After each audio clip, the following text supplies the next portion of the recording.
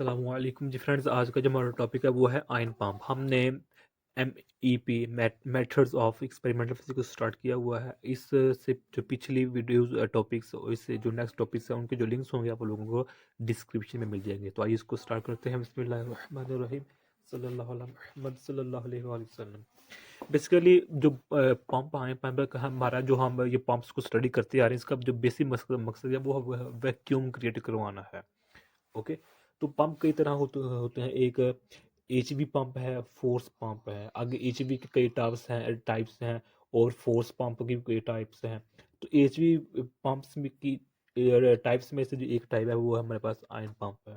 Okay, तो इसको हम सिंपली समझने की कोशिश करें जिस तरह हमारा मैटर चलता आ रहा है कि ये मैं पहले बना रहा हूँ फिगर, उसके बाद हम अर्ज करते हैं कि हमारे पास क्या होगा कि ये हमारे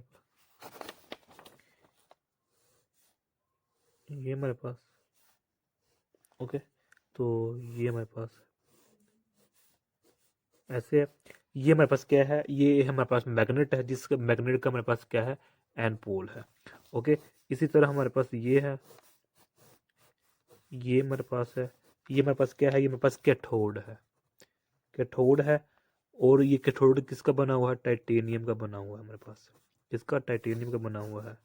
इसी तरह हमारे पास ये है, तो ये हमारे पास क्या है, ये हमारे पास एनोड है और ये स्टील का बना होता है। और इसी तरह हमारे पास ये है, तो ये मेरे पास क्या है, ये भी कैथोड होता है। ओके, ये भी टाइटेनियम का बनता है, ये भी टाइटेनियम का ही बना होता है। और यहाँ पे हम फिर हमारे पास आ जाते हैं, मैग्नेट आ जाता है। यानी कि क्या है, ये मैग्नेट का नॉर्थ पोल है और ये मैग्नेट का साउथ पोल है। ओके, अभी हम पोल को स्टडी नहीं करते, अभी इसको हम कंसिडर करते हैं। अच्छा, ये तो जो तमाम ऑपरेटर्स है, इस तमाम ऑपरेटर्स को हमने बैटरी के साथ कनेक्ट किया होता है। इसके साथ हमारा जो मेन मकसद है वो क्या है, गैस के पार्टिकल्स को ऑब्जॉर्ब करना, किसी भी सूरत में और वैक्यूम क्रिएट करना। एक्चुअली अगर इसको देखा जाए तो एक ये मेरे पास पूरा सिस्टम है इसमें, है ना। इसको एक ये ऐसे है हमारे पास, तो यहाँ मेरे पास, यहाँ ये मेरे पास गैस पार्टिकल्स होते हैं। ओके, यहाँ से गैस पार्टिकल आते जाते हैं और ऑब्जॉर्ब होते जाते हैं कि वो अब हम स्टडी करते किस तरह होते जाते हैं। और यहाँ हमारे पास क्या होता है, वैक्यूम क्रिएट हो जाता है और यही हम चाहते हैं।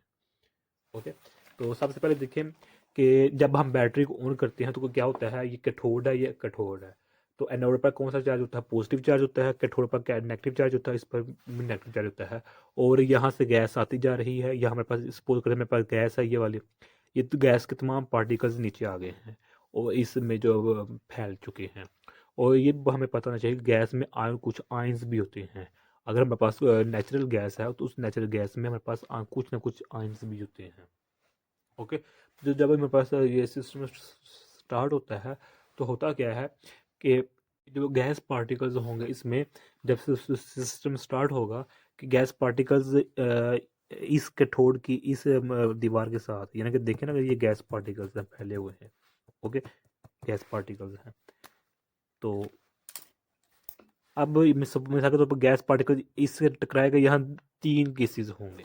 क्या होगा, पहला केस ये होगा कि जो मेरे पास गैस पार्टिकल्स है, चलो उसको गैस पार्टिकल मेरे पास क्या है, ऑक्सीजन है। ओके, पहला क्या होगा कि ये ऑक्सीजन इस कैथोड की टाइटेनियम जो है, टाइटेनियम है ना, टाइटेनियम के साथ मिलकर क्या बना देगा, बॉन्ड बना देगा और एक ये रिएक्शन बन जाएगा और ये मेरे पास परमानेंट रिएक्शन हो जाएगा। एक तो ये केस है। सेकंड केस ये है कि ये इतनी स्पीड से इस वाल से अगर टकराएं कि जो इसकी लैब मेटल है, जो मेरे पास टाइटेनियम है, इसके इलेक्ट्रॉन को इजेक्ट कर दे, यहाँ से जो इलेक्ट्रॉन है टाइटेनियम का वो बाहर निकल जाए। ये सेकंड केस होगा। ओके, और जो जो मेरे पास थर्ड केस होगा वो क्या होगा कि या तो रिएक्शन होगा या फिर आकर टकराएंगे और यहाँ से इलेक्ट्रॉन को निकाल देंगे। थर्ड केस होगा या कि जो गैस पार्टिकल्स होंगे वो इस कैथोड के अंदर चले जाएंगे, यानी कि टाइटेनियम के अंदर चले जाएंगे, यहाँ पुरुष होता है ना, तो वो इसमें फंस जाएंगे, ट्रैप्ड हो जाएंगे। ये तीन केसेस इधर होंगे। अब जो सेकंड केस है, सेकंड केस में क्या जब हाई स्पीड से टकराएंगे तो यहाँ से क्या इजेक्ट होंगे इलेक्ट्रॉन, तो वो इलेक्ट्रॉन यहाँ तक, यानी कि इलेक्ट्रॉन पर नेगेटिव चार्ज होता है, तो ये पॉजिटिव की तरफ इस तरफ मूव करेगा, यानी कि एनोड की तरफ मूव करेगा। तो वो जाते हुए अपने रास्ते में जाते हुए जो इसके गैस पार्टिकल से टकराएगा, उन गैस पार्टिकल्स को भी आयोनाइज करता जाएगा, ये वाला इलेक्ट्रॉन जो इजेक्ट हुआ होगा, और ये इलेक्ट्रॉन यहाँ आकर स्टोर हो जाएगा, या फिर इसमें भी सिर्फ पोरस होते हैं, यानी कि होल्स होते हैं, गुजर का यहाँ चला जाएगा, यहाँ चला जाएगा, तो यहाँ फिर गैस के पार्टिकल से टकराएगा, उसको उनको भी आयोनाइज कर देगा। ओके, लेकिन मेजोरिटी क्या होता है, इधर ही रुक जाता है।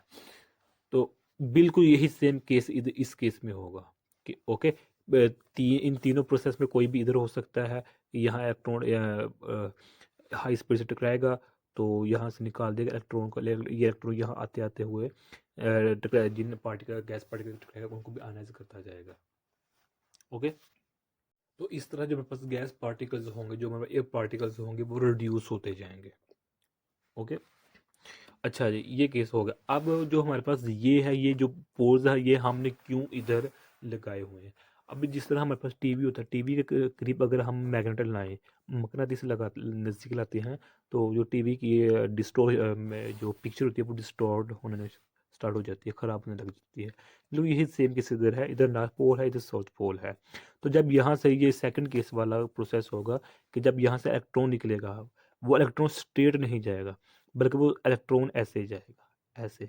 किसकी वजह से? इस नॉर्थ की वजह से, नॉर्थ साउथ पोल की वजह से।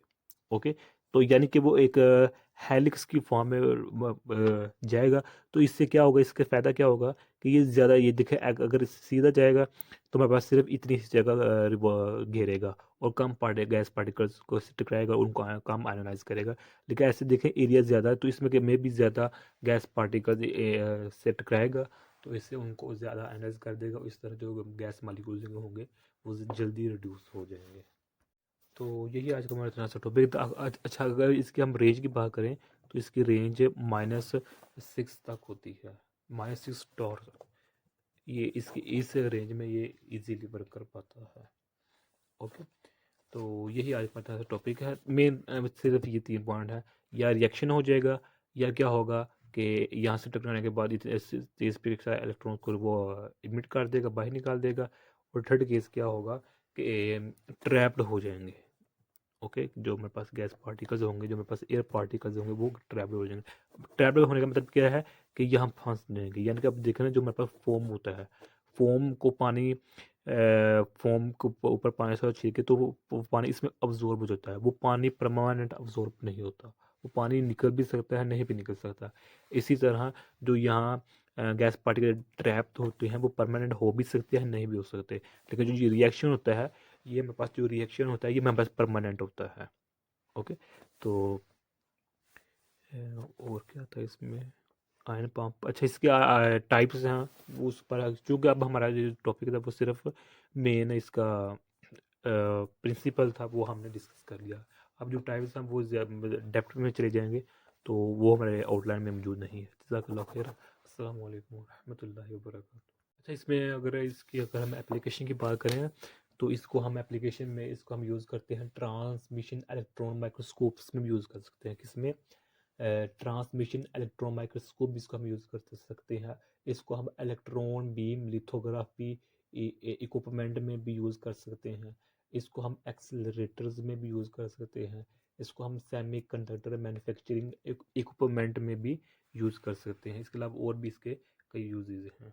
और टाइप्स की बात करें तो पी क्लास पंप्स होते हैं, एफ क्लास पंप्स होते हैं, वी क्लास पंप्स होते हैं, A B C super family pumps होते हैं। तो खैर वो डिटेल में नहीं जाएंगे। जज़ाकल्लाह खैर।